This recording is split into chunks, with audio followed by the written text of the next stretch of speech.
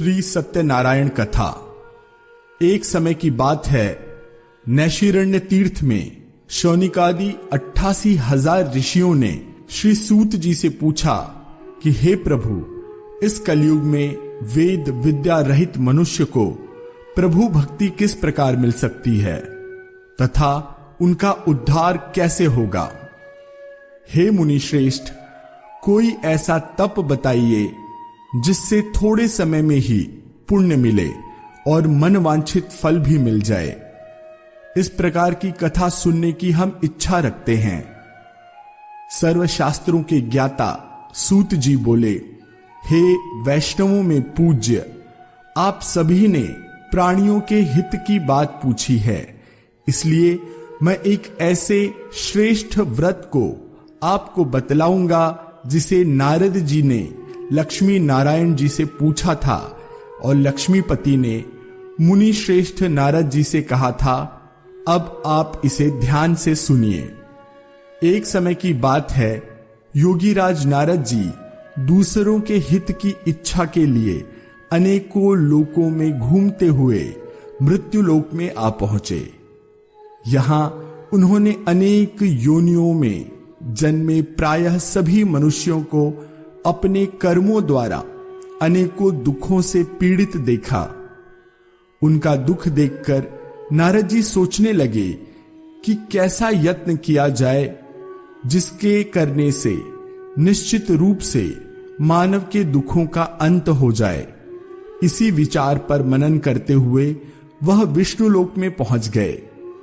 वहां वह देवों के ईश नारायण की स्तुति करने लगे, जिनके हाथों में शंख, चक्र, गदा और पद्म थे, गले में वरमाला पहने हुए थे। स्तुति करते हुए नारद जी बोले, हे भगवान, आप अत्यंत शक्ति से संपन्न हैं। मन तथा वाणी भी आपको नहीं पा सकती। आपका आदि, मध्य तथा अंत नहीं है। निर्गुण स्वरूप सृष्टि के कारण भक्तों के दुख को दूर करने वाले हैं। आपको मेरा नमस्कार है। नारद जी की स्तुति सुन विष्णु भगवान बोले, हे मुनि श्रेष्ठ, आपके मन में क्या बात है? आप किस काम से यहां पधारे हैं? उसे निसंकोच होकर कहिए। इस पर नारद मुनि बोले कि मृत्युलोक में अनेकों योनियों में जन्मे मनुष्य अपने कर्मों के द्वारा अनेकों दुख से दुखी हो रहे हैं। हे नाथ, आप मुझ पर दया रखते हैं तो बताइए कि वो मनुष्य थोड़े से प्रयास से ही अपने दुखों से कैसे छुटकारा पा सकते हैं। श्री हरि बोले, हे नारद, मनुष्यों की भलाई के लिए तुमने बहुत अच्छी बात पूछी है। जिसके करने से मनुष्य मोह से छूट जाता है, वह बात मैं कहता हूं, उसे सुनो। स्वर्गलोक व मृत्युलोक दोनों में एक दुर्लभ उत्तम व्रत है जो पुण्य देने वाला है। आज प्रेमवश होकर मैं उसे तुम्हें कहता हूं। श्री सत्यनारायण भगवान का यह व्रत अच्छी तरह विधान पूर्वक करके मनुष्य तुरंत ही यहां सुख भोग कर मोक्ष पाता है।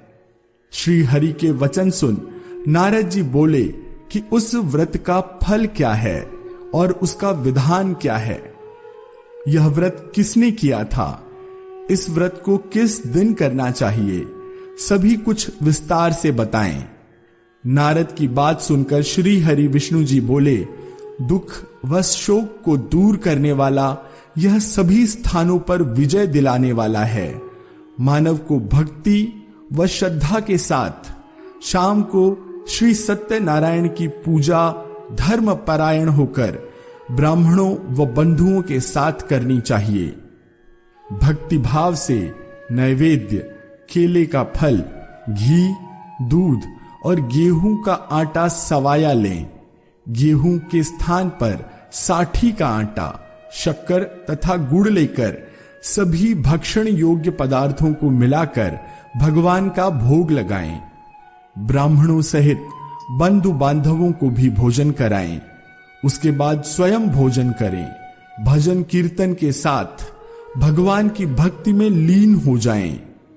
इस तरह से सत्यनारायण भगवान का यह व्रत करने पर मनुष्य की सारी इच्छाएं निश्चित रूप से पूरी होती हैं।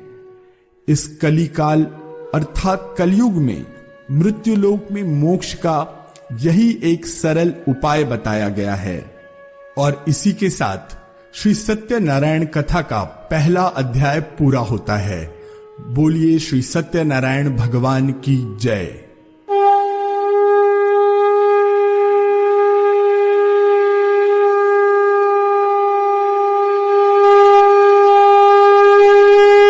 द्वितीय अध्याय। सूत जी बोले, हे ऋषियों, जिसने पहले समय में इस व्रत को किया था उसका इतिहास अब मैं कहता हूं, ध्यान से सुनो। सुंदर काशीपुरी नगरी में एक अत्यंत निर्धन ब्राह्मण रहता था। भूख प्यास से परेशान वह धरती पर घूमता रहता था। ब्राह्मणों से प्रेम करने वाले भगवान ने एक दिन ब्राह्मण का वेश धारण कर उसके पास जाकर पूछा कि हे विप्र, नित्य दुखी होकर तुम पृथ्वी पर क्यों घूमते हो? दीन ब्राह्मण बोला, मैं निर्धन ब्राह्मण हूं, भिक्षा के लिए धरती पर घूमता हूं। हे भगवान, यदि आप इसका कोई उपाय जानते हो तो बताइए। वृद्ध ब्राह्मण कहता है कि सत्यनारायण भगवान मनोवांछित फल देने वाले हैं, इसलिए तुम उनका पूजन करो। इसे करने से मनुष्य सभी दुखों को पार कर जाता है, उससे मुक्त हो जाता है। वृद्ध ब्राह्मण बनकर आए सत्यनारायण भगवान उस निर्धन ब्राह्मण को व्रत का सारा विधान बताकर अंतर ध्यान हो गए। ब्राह्मण मन ही मन सोचने लगा कि जिस व्रत को वृद्ध ब्राह्मण करने को कह गया है मैं उसे जरूर करूंगा। यह निश्चय करने के बाद उसे रात में नींद नहीं आई। वह सवेरे उठकर सत्यनारायण भगवान के व्रत का निश्चय कर भिक्षा के लिए चला गया।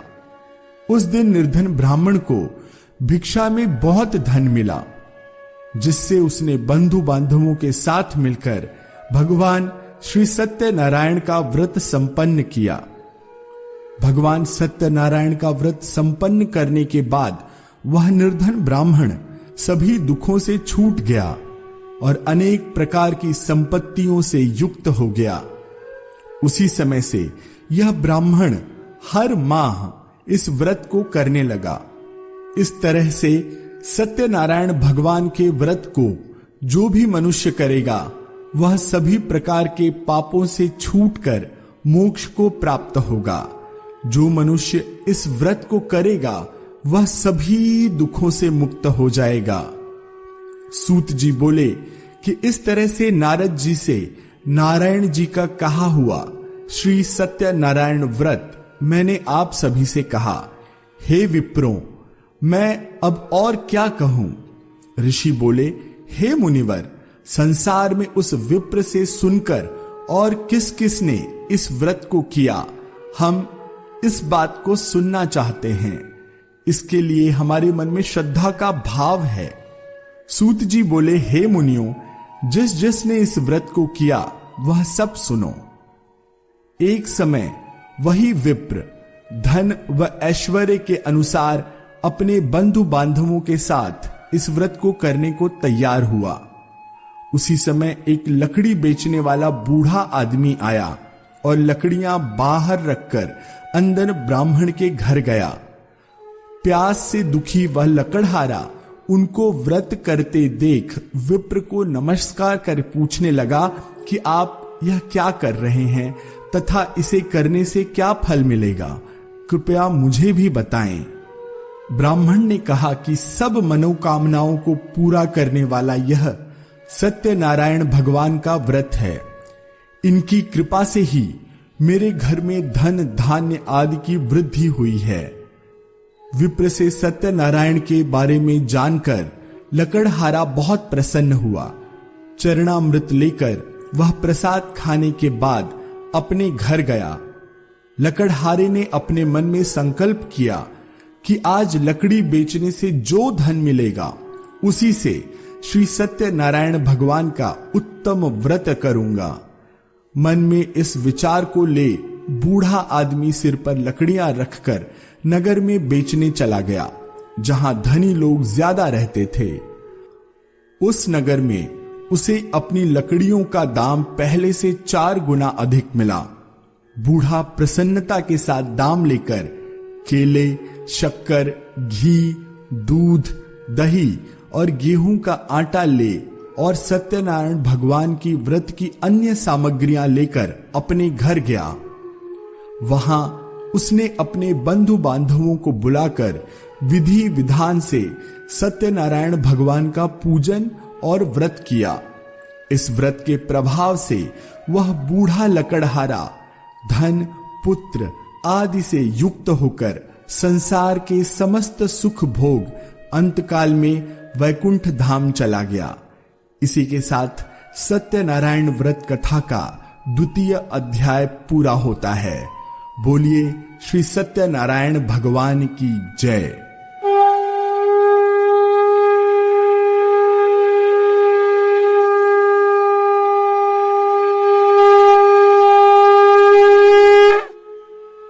तृतीय अध्याय। सूत जी बोले कि हे श्रेष्ठ मुनियों, अब आगे की कथा कहता हूं। पहले समय में उल्कामुख नाम का एक बुद्धिमान राजा था। वह सत्यवक्ता और जितेंद्रिय था। प्रतिदिन देवस्थानों पर जाता और निर्धनों को धन देकर उनके कष्ट दूर करता था। उसकी पत्नी कमल के समान मुख वाली तथा सती साध्वी थी। भद्रशिला नदी के तट पर उन दोनों ने श्री सत्यनारायण भगवान का व्रत किया। उसी समय साधु नाम का एक वैश्य आया। उसके पास व्यापार करने के लिए बहुत सा धन भी था। राजा को व्रत करते देख वह विनय के साथ पूछने लगा कि हे राजन, भक्ति भाव से पूर्ण होकर आप क्या कर रहे हैं? मैं सुनने की इच्छा रखता हूं, तो आप मुझे बताएं। राजा बोला, हे साधु, अपने बंधु बांधवों के साथ पुत्रादि की प्राप्ति के लिए एक महाशक्तिमान श्री सत्यनारायण भगवान का व्रत व पूजन कर रहा हूं। राजा के वचन सुन साधु आदर से बोला, हे राजन, मुझे इस व्रत का सारा विधान कहिए। आपके कथनानुसार मैं भी इस व्रत को करूंगा। मेरी भी संतान नहीं है और इस व्रत को करने से निश्चित रूप से मुझे संतान की प्राप्ति होगी। राजा से व्रत का सारा विधान सुन व्यापार से निवृत्त हो वह अपने घर गया। साधु वैश्य ने अपनी पत्नी को संतान देने वाले इस व्रत का वर्णन कह सुनाया और कहा कि जब मेरी संतान होगी तब मैं इस व्रत को करूंगा। साधु ने इस तरह के वचन अपनी पत्नी लीलावती से कहे। एक दिन लीलावती पति के साथ आनंदित हो सांसारिक धर्म में प्रवृत्त हो सत्यनारायण भगवान की कृपा से गर्भवती हो गई। 10वें महीने में उसके गर्भ से एक सुंदर कन्या ने जन्म लिया। दिनों दिन वह ऐसे बढ़ने लगी जैसे शुक्ल पक्ष का चंद्रमा बढ़ता है। माता पिता ने अपनी कन्या का नाम कलावती रखा। एक दिन लीलावती ने मीठे शब्दों में अपने पति को याद दिलाया कि आपने सत्यनारायण भगवान के जिस व्रत को करने का संकल्प किया था उसे करने का समय आ गया है। आप इस व्रत को करिए। साधु बोला, हे प्रिय, इस व्रत को मैं उसके विवाह पर करूंगा। इस प्रकार अपनी पत्नी को आश्वासन देकर वह नगर चला गया। कलावती पिता के घर में रह वृद्धि को प्राप्त हो गई। साधु ने एक बार नगर में अपनी कन्या को सखियों के साथ देखा तो तुरंत ही दूत को बुलाकर कहा कि मेरी कन्या के योग्य वर दिखाओ। साधु की बात सुन दूत कंचन नगर पहुंचा और वहां देखभाल कर लड़की के सुयोग्य वाणिक पुत्र को ले आया। सुयोग्य लड़के को देख साधु ने बंधु बांधवों को बुलाकर अपनी पुत्री का विवाह कर दिया। लेकिन दुर्भाग्य की बात ये कि साधु ने अभी भी सत्यनारायण भगवान का व्रत नहीं किया। इस पर श्री भगवान क्रोधित हो गए और श्राप दिया कि साधु को अत्यधिक दुख मिले। अपने कार्य में कुशल साधु बनिया जमाई को लेकर समुद्र के पास स्थित रत्नासारपुर नगर में गया। वहां जाकर दामाद ससुर दोनों मिलकर चंद्रकेतु राजा के नगर में व्यापार करने लगे। एक दिन भगवान सत्यनारायण की माया से एक चोर राजा का धन चुराकर भाग गया था। उसने राजा के सिपाहियों को पीछा करते हुए देख चुराया हुआ धन वहां रख दिया जहां साधु अपने जमाई के साथ ठहरा हुआ था। राजा के सिपाहियों ने साधु वैश्य के पास राजा का धन पड़ा देख ससुर और जमाई दोनों को बांधकर प्रसन्नता से राजा के पास ले गए और कहा कि उन दोनों चोरों को हम पकड़ लाए हैं, आप आगे की कार्यवाही की आज्ञा दें। राजा की आज्ञा से उन दोनों को कठिन कारावास में डाल दिया गया और उसका सारा धन भी छीन लिया गया। श्री सत्यनारायण भगवान के श्राप से साधु की पत्नी भी बहुत दुखी हुई। घर में जो धन रखा था उसे चोर चुरा ले गए।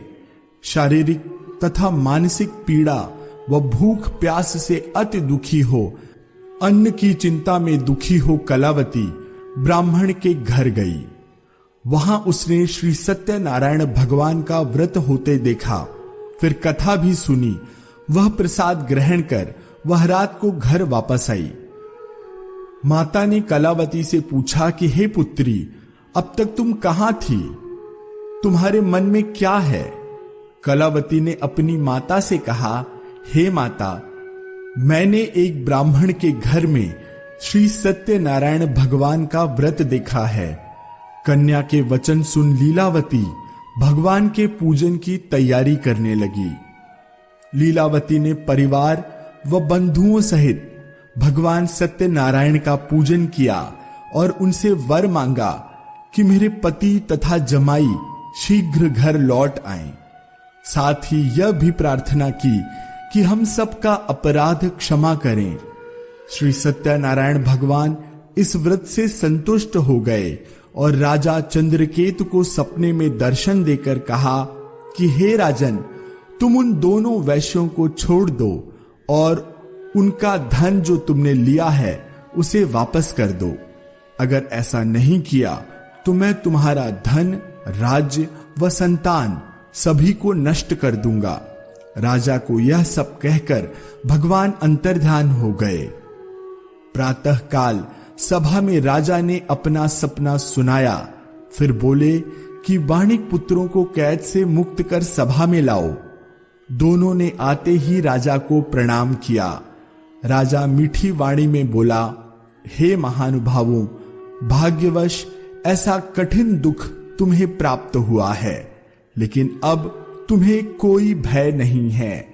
ऐसा कहकर राजा ने उन दोनों को नए वस्त्र आभूषण भी पहनाए और जितना धन उनका लिया था उससे दुगुना धन वापस कर दिया। दोनों वैश्य अपने घर को चले गए। इसी के साथ श्री सत्यनारायण व्रत कथा का 3 अध्याय पूरा होता है। बोलिए श्री सत्यनारायण भगवान की जय।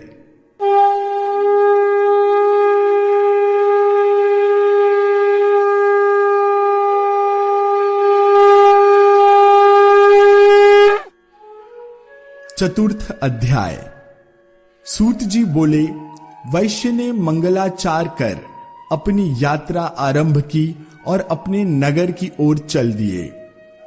उनके थोड़ी दूर जाने पर एक दंडी वेशधारी श्री सत्यनारायण ने उनसे पूछा, हे साधु, तेरी नाव में क्या है? अभिवाणी वाणिक हंसता हुआ बोला, हे दंडी, आप क्यों पूछते हो? क्या धन लेने की इच्छा है? मेरी नाव में तो बेल व पत्ते भरे हुए हैं। वैश्य के कठोर वचन सुन भगवान बोले, तुम्हारा वचन सत्य हो। दंडी ऐसे वचन कह वहां से दूर चले गए। कुछ दूर जाकर समुद्र में किनारे बैठ गए। दंडी के जाने के बाद साधु वैश्य ने नित्य क्रिया के पश्चात नाव को ऊंची उठते देख अचंभा माना और नाव में बेल पत्ते आदि देख वह मूर्छित हो जमीन पर गिर पड़ा। मूर्छा खुलने पर वह अत्यंत शोक में डूब गया तथा उसका दामाद बोला कि आप शोक न मनाएं, यह दंडी का शाप है, इसलिए हमें उनकी शरण में जाना चाहिए, तभी हमारी मनोकामना पूरी होगी। दामाद की बात सुनकर वह दंडी के पास पहुंचा और अत्यंत भक्ति भाव नमस्कार करके बोला, मैंने आपसे जो जो असत्य वचन कहे थे उसके लिए मुझे क्षमा दें।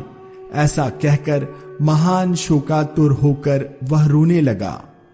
तब दंडी भगवान बोले, हे वाणिक पुत्र, मेरी आज्ञा से बार बार तुम्हें दुख प्राप्त हुआ, तू मेरी पूजा से विमुख हुआ।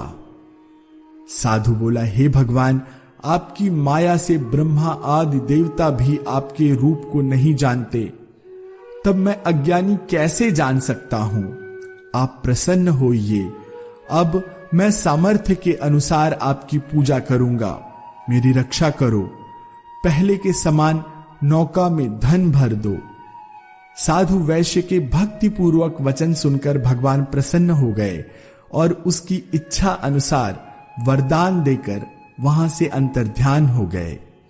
ससुर जमाई जब नाव पर आए तो नाव धन से भरी हुई थी। फिर वही अपने अन्य साथियों के साथ सत्यनारायण भगवान का पूजन कर अपने नगर को चल दिए। जब नगर के नजदीक पहुंचे तो दूत को घर पर खबर करने के लिए भेज दिया। दूत साधु की पत्नी को प्रणाम कर कहता है कि मालिक अपने दामाद सहित नगर के निकट आ गए हैं। दूत की बात सुन साधु की पत्नी लीलावती ने बड़े हर्ष के साथ सत्यनारायण भगवान का पूजन कर अपनी पुत्री कलावती से कहा कि मैं अपने पति के दर्शन को जाती हूं, तू कार्य पूर्ण कर शीघ्र आ जाना। माता के ऐसे वचन सुन कलावती जल्दी में प्रसाद छोड़कर अपने पति के पास चली गई। प्रसाद की अवज्ञा के कारण श्री सत्यनारायण भगवान रुष्ट हो गए और नाव सहित उसके पति को पानी में डुबो दिया। कलावती अपने पति को वहां न पाकर रोती हुई जमीन पर गिर गई। नौका को डूबा हुआ देख व कन्या को रोता देख साधु दुखी होकर बोला कि हे प्रभु, मुझसे तथा मेरे परिवार से जो भूल हुई है उसे क्षमा करें। साधु के दीन वचन सुनकर श्री सत्यनारायण भगवान प्रसन्न हो गए और आकाशवाणी हुई कि हे साधु, तेरी कन्या मेरे प्रसाद को छोड़कर आई है, इसलिए उसका पति अदृश्य हो गया है। यदि वह घर जाकर प्रसाद खाकर लौटती है तो इससे इसका पति अवश्य मिलेगा। ऐसी आकाशवाणी सुनकर कलावती घर पहुंचकर प्रसाद खाती है और फिर आकर अपने पति के दर्शन करती है। उसके बाद साधु अपने बंधु बांधवों सहित श्री सत्यनारायण भगवान का विधि विधान से पूजन करता है।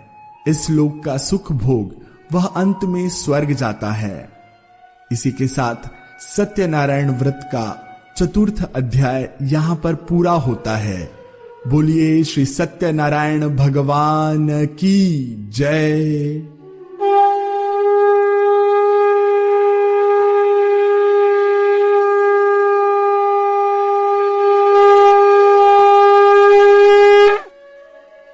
पंचम अध्याय। सूत जी बोले, हे ऋषियों, मैं और भी एक कथा सुनाता हूं, उसे भी ध्यान पूर्वक सुनो। प्रजा पालन में लीन तुंग ध्वज नाम का एक राजा था। उसने श्री भगवान का प्रसाद त्याग कर बहुत ही दुख सहन किया। एक बार वन में जाकर वन्य पशुओं को मारकर वह बड़ के पेड़ के नीचे आया। वहां उसने ग्वालों को भक्ति भाव से अपने बंधुओं सहित सत्यनारायण भगवान का पूजन करते देखा। अभिमानवश राजा ने उन्हें देखकर भी पूजा स्थान में नहीं गया और ना ही उसने भगवान को नमस्कार किया। ग्वालों ने राजा को प्रसाद दिया, लेकिन उसने वह प्रसाद नहीं खाया और प्रसाद को वहीं छोड़कर अपने नगर को चला गया। जब वह नगर में पहुंचा तो वहां सब कुछ तहस नहस हुआ पाया, तो वह शीघ्र ही समझ गया कि यह सब भगवान ने ही किया है। वह दोबारा ग्वालों के पास पहुंचा और विधि पूर्वक पूजा करके प्रसाद खाया। इससे श्री सत्यनारायण भगवान की कृपा से सब कुछ पहले जैसा हो गया। दीर्घ काल तक सुख भोगने के बाद मरणोपरांत उसे स्वर्गलोक की प्राप्ति हुई। जो मनुष्य परम दुर्लभ इस व्रत को करेगा तो भगवान सत्यनारायण की अनुकंपा से उसे धन धान्य की प्राप्ति होगी। निर्धन धनी हो जाता है और भयमुक्त हो जीवन जीता है। संतानहीन मनुष्य को संतान सुख मिलता है और सारे मनोरथ पूर्ण होने पर मानव अंतकाल में बैकुंठ धाम को जाता है। सूत जी बोले, जिन्होंने पहले इस व्रत को किया है, अब उनके दूसरे जन्म की कथा कहता हूं। वृद्ध शतानंद ब्राह्मण ने सुदामा का जन्म लेकर मोक्ष की प्राप्ति की। लकड़हारे ने अगले जन्म में निषाद बनकर मोक्ष प्राप्त किया। उल्कामुख नाम का राजा दशरथ होकर वैकुंठ को गए। साधु नाम के वैश्य ने मोर ध्वज बनकर अपने पुत्र को आरे से चीर कर मोक्ष पाया। महाराज तुंगध्वज जन्मांतर में स्वयंभू मनु हुए और भगवत संबंधी संपूर्ण कार्यों का अनुष्ठान करके वैकुंठ लोक को प्राप्त हुए। जो गोपगण थे वे सब जन्मांतर में ब्रजमंडल में निवास करने वाले गोप हुए और सभी राक्षसों का संहार करके उन्होंने भी भगवान का शाश्वत धाम गोलोक प्राप्त किया। इसी के साथ सत्यनारायण व्रत कथा का अंतिम और 5वां अध्याय समाप्त होता है। बोलिए भगवान सत्यनारायण की जय।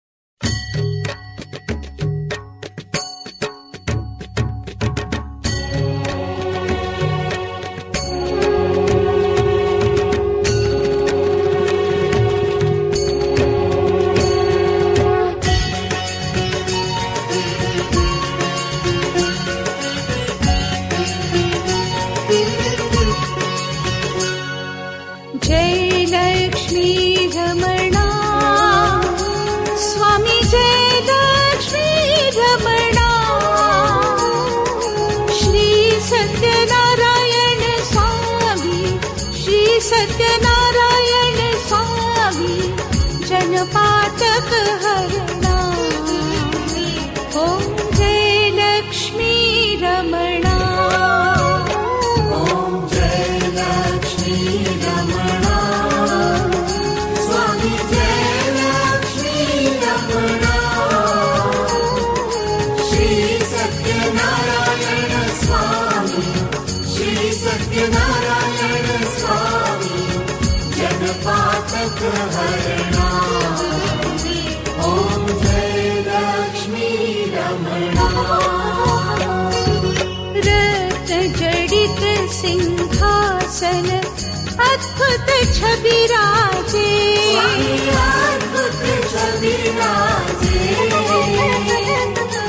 नारद करत निरंतर, नारद करत निरंतर घंटा ध्वनि बाजे।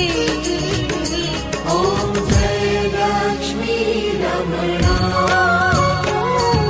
प्रगट भये कलि कारण द्विज को दर्श दियो। स्वामी द्विज को दर्श दियो। बूढ़ो ब्राह्मण बन कर, बूढ़ो ब्राह्मण बन कर कंचन महल कियो। ओम जय लक्ष्मी रमणा। दुर्बल धीर कराल जिन पर कृपा करी। स्वामी जिन पर कृपा करी। चंद्रचूड़ एक राजा, चंद्रचूड़ एक राजा जिनके विधि विपत्ति हरी। ॐ जय लक्ष्मी रमणा। वैश्यमनोरथ पायो श्रद्धा तज दीनी। स्वामी श्रद्धा तज दीनी। सोफल भोग्य प्रभु जी, सोफल भोग्य प्रभु जी, तिर स्तुति कीनी। ॐ जय लक्ष्मी रमणा। भाव भक्ति के कारण छिन छिन रूप धर्यो। स्वामी छिन छिन रूप धर्यो। धारण श्रद्धा कीनी, धारण श्रद्धा कीनी, तिनको काज सर्यो। ॐ जय लक्ष्मी रमणा। ग्वाल बाल संग राजा वन में भक्ति करी। स्वामी वन में भक्ति करी। मनवांछित पद दीनो, मनवांछित पद दीनो, दीन दयाल हरि। ॐ जय लक्ष्मी रमणा। चढ़त प्रसाद सवायो कदली फल मेवा। स्वामी कदली फल मेवा। धूप दीप तुलसी से, धूप दीप तुलसी से, राजी सत्य देवा। ॐ जय लक्ष्मी रमणा। श्री सत्यनारायण की आरती जो कोई नर गावे। स्वामी जो कोई नर गावे। तन मन सुख संपत्ति, तन मन सुख संपत्ति, मन वांछित फल पावे। ॐ जय लक्ष्मी रमणा। ॐ जय लक्ष्मी रमणा। स्वामी जय लक्ष्मी रमणा। श्री सत्यनारायण स्वामी, श्री सत्यनारायण स्वामी, जन पातक हरण।